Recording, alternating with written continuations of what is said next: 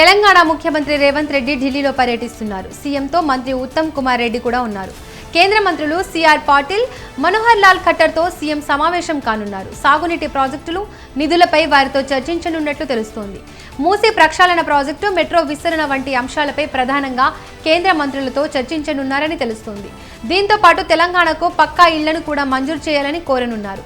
ఇప్పటికే తాము ఇందిరమ్మ ఇళ్ల పథకం ప్రారంభించడంతో కేంద్ర ప్రభుత్వం నుండి కూడా తగిన సహాయ సహకారాలను అందించడానికి రేవంత్ రెడ్డి కోరనున్నారు. ఈ మేరకు ఆయన వివిధ శాఖలకు చెందిన కేంద్ర మంత్రులను కలిసి వినతి పత్రాలను ఇవ్వనున్నారు.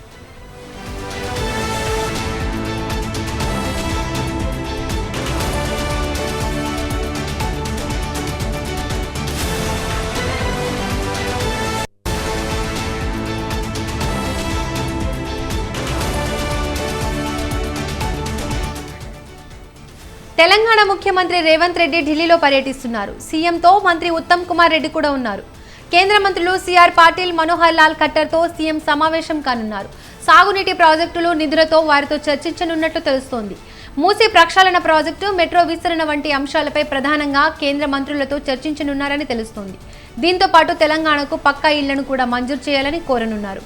ఇప్పటికే తాము ఇందిరమ్మ ఇళ్ల పథకం ప్రారంభించడంతో కేంద్ర ప్రభుత్వం నుండి కూడా తగిన సహాయ సహకారాలను అందించాలని రేవంత్ రెడ్డి కోరనున్నారు. ఈ మేరకు ఆయన వివిధ శాఖలకు చెందిన కేంద్ర మంత్రులను కలిసి వినతి పత్రాలను ఇవ్వనున్నారు. ఇక ఇదే అంశానికి సంబంధించి మరింత సమాచారాన్ని మా ప్రతినిధి వేణు అందిస్తారు. వేణు, చెప్పండి.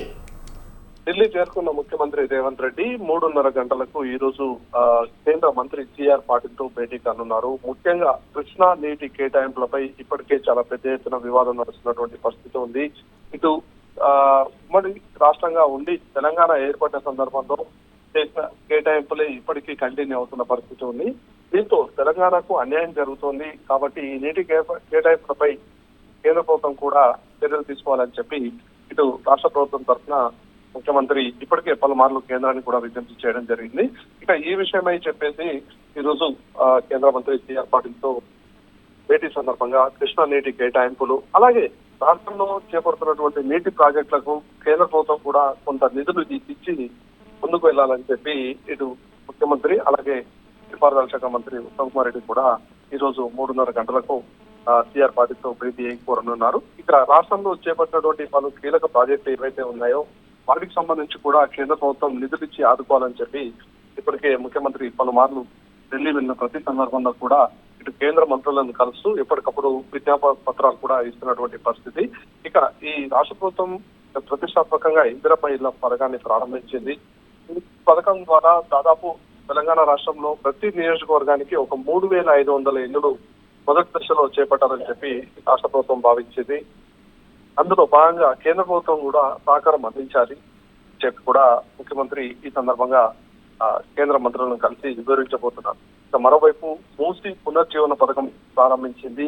ఈ మూసీ నదిని పూర్తిగా ఈ ప్రాజెక్ట్ చేపట్టాలంటే దాదాపు కొన్ని వేల కోట్లు ఖర్చు అవుతుంది కాబట్టి కేంద్ర సహకారం ఇస్తే ఇంకా మేము మరింత ముందుకు వెళ్లే అవకాశం ఉంటుంది అని చెప్పి కూడా కేంద్ర ప్రభుత్వానికి ఈ సందర్భంగా విజ్ఞప్తి చేయనున్నారు ముఖ్యమంత్రి రేవంత్ రెడ్డి.